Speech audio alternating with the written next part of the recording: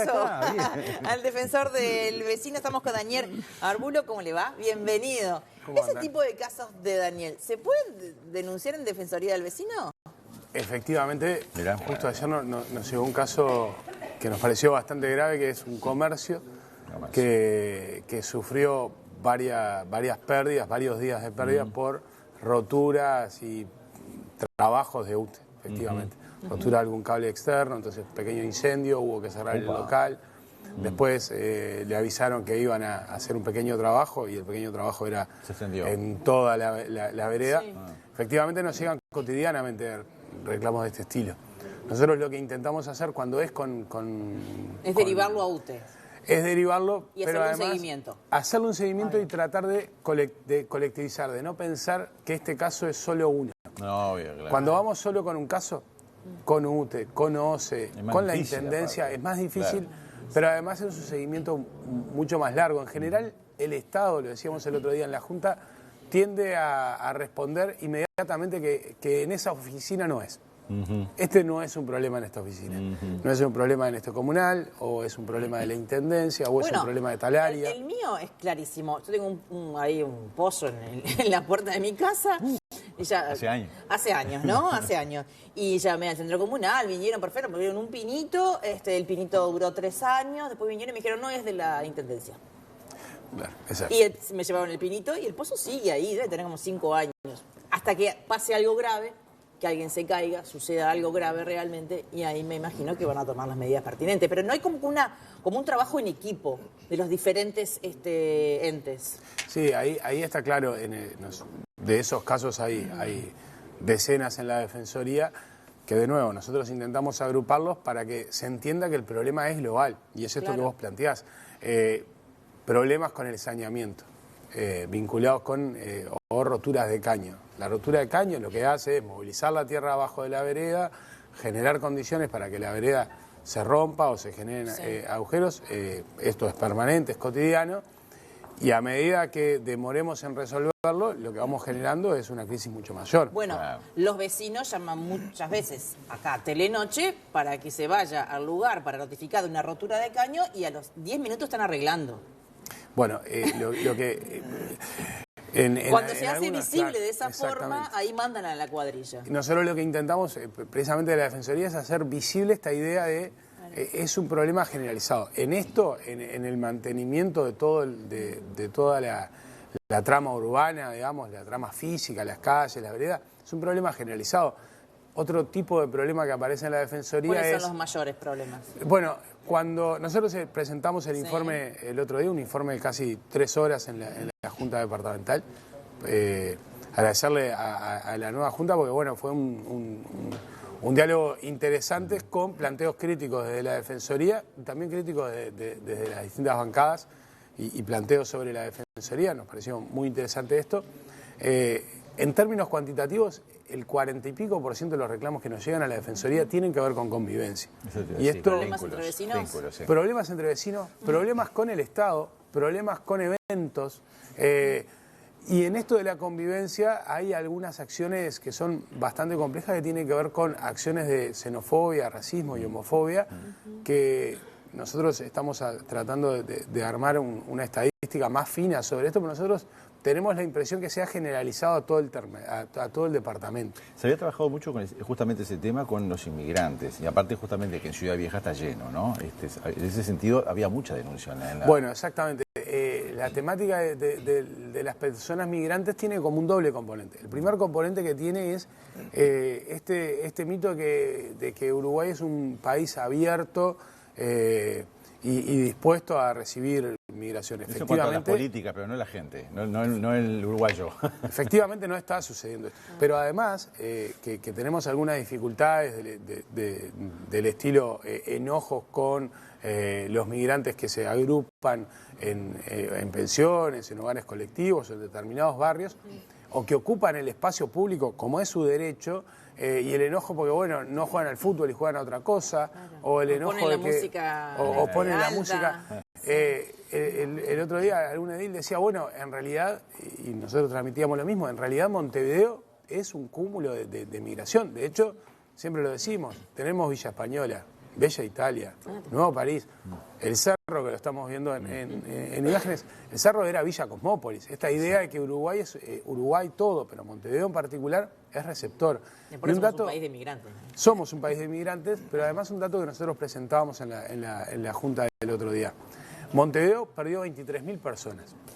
Entre un censo y otro. Le pedimos al área de demografía de ciencias sociales que nos hiciera un informe sobre estos cambios y cómo y qué características tienen. En realidad la migración contribuyó a que la disminución de la población sea solo de 23.000, si no sería de muchas más personas. Entonces hay que asumir que hay un número importante de una ola migratoria que está siendo permanente, que han construido barrios, el barrio de Las Cañitas en la zona de Colón, que han ocupado el espacio público desde sus costumbres, que son parte de nuestra vida, que estudian en nuestros lugares. También han ocupado terrenos privados, ¿no? Como pasa cerca del Shopping de la Costa, por ejemplo, con toda una colectividad que hasta el día de hoy la gente sigue reclamando por sus terrenos.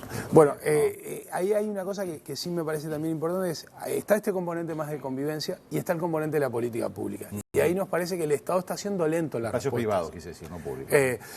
Claro. ¿En qué casos? A ver, el periodo pasado se creó un centro de referencia del MIDES, que nos parece que es una oficina interesante porque articula todas las oficinas públicas que una persona migrante puede ir a hacer sus planteos, sus reclamos y hacer sus trámites, pero creemos que, por ejemplo, a nivel del acceso a la educación de los niños que llegan, de los hijos de migrantes que llegan, no hay un acceso tan veloz.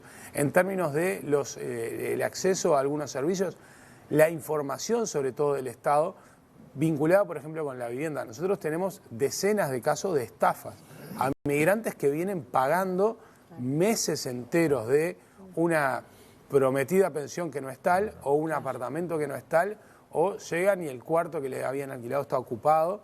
Y ahí hay cierta indefensión de las personas migrantes porque efectivamente no saben cómo canalizar en el Estado. ¿A dónde voy? ¿Voy a Fiscalía? ¿Voy a Policía? Si voy a Policía, ¿tengo que tener los trámites antes? ¿No los tengo que tener? Inmigrante. Exactamente. Claro.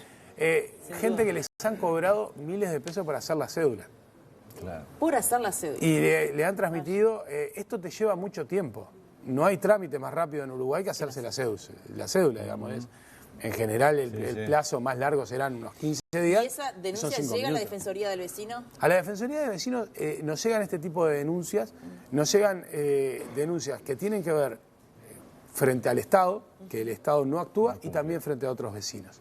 Y entonces yo decía, el 40% tiene que ver con la convivencia, y ahí el Estado tiene mucho para jugar. No es solo con vecinos y vecinas, sino que el Estado no siempre contribuye a la convivencia. O muchas veces la respuesta del Estado es en términos punitivos.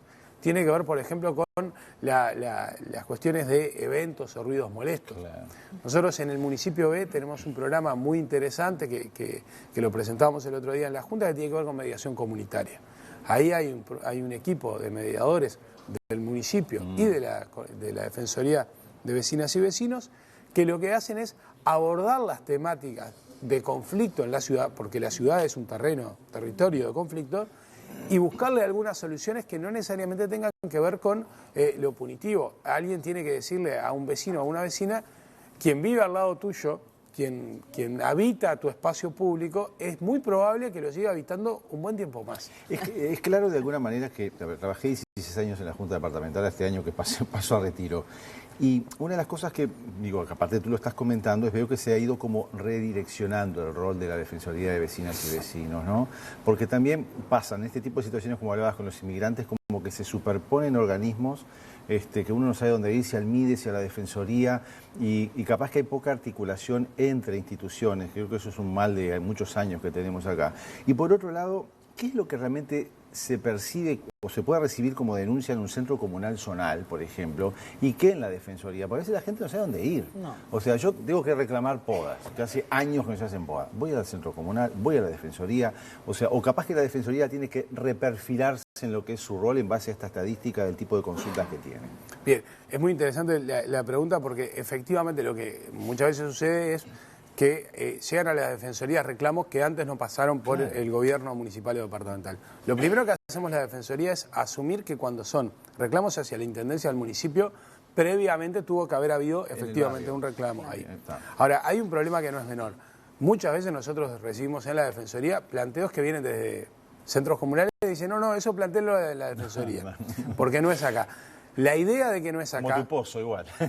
La idea de que no es acá, de que esta no es la oficina, es un problema en realidad que tenemos en el Estado. Bueno, esto no es acá, o yo soy parcialmente responsable, entonces para que yo efectivamente sea el responsable final, vaya a tal oficina. ¿Qué hace la Defensoría cuando viene un reclamo antes de ir al municipio o a la Intendencia? Nosotros lo que hacemos es tomarlo, direccionar a la persona a donde tiene que reclamar y darle un plazo a la persona y al municipio para que haya respuesta. Bien. Si la persona, en nuestro caso, nuestro procedimiento son 20 días para que la persona se vuelva a comunicar.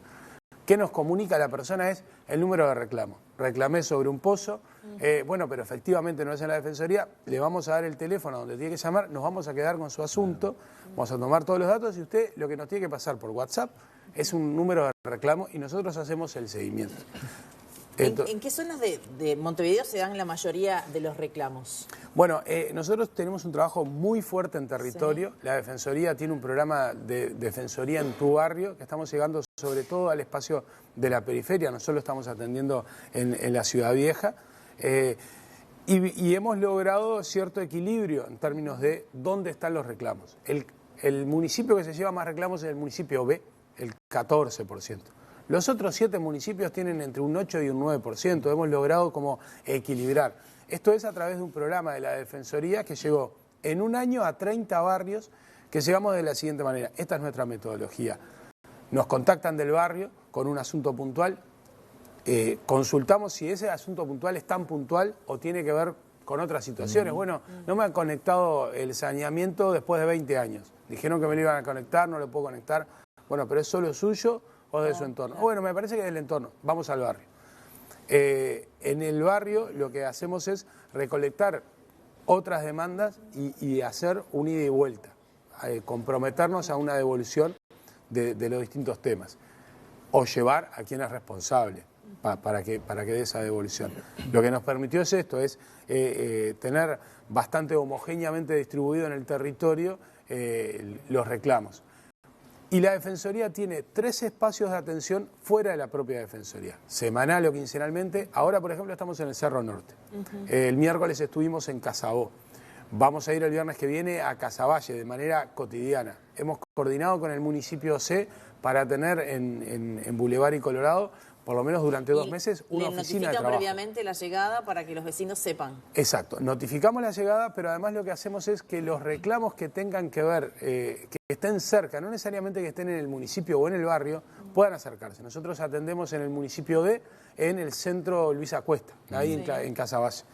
Alguien nos puede llamar desde Peñarol, que se puede tomar el 405 y llegar a Luis Acuesta. Entonces nos comunicamos con la persona que en Peñarol nos hizo un reclamo por contenedores desbordados, por espacios públicos, por cualquier tipo de reclamo, y quienes están en el territorio que pueden llegar directamente, les comunicamos para que puedan ir. Entonces no tienen que venir directamente a la Defensoría, no es un contacto frío desde el WhatsApp o desde el teléfono, y lo que hacemos es, en esas instancias, ir haciéndole seguimiento. Nosotros creemos que cada tanto hay que hacer una respuesta al vecino o a la vecina y también a la intendencia o al municipio para que sepan que estamos atrás de esto.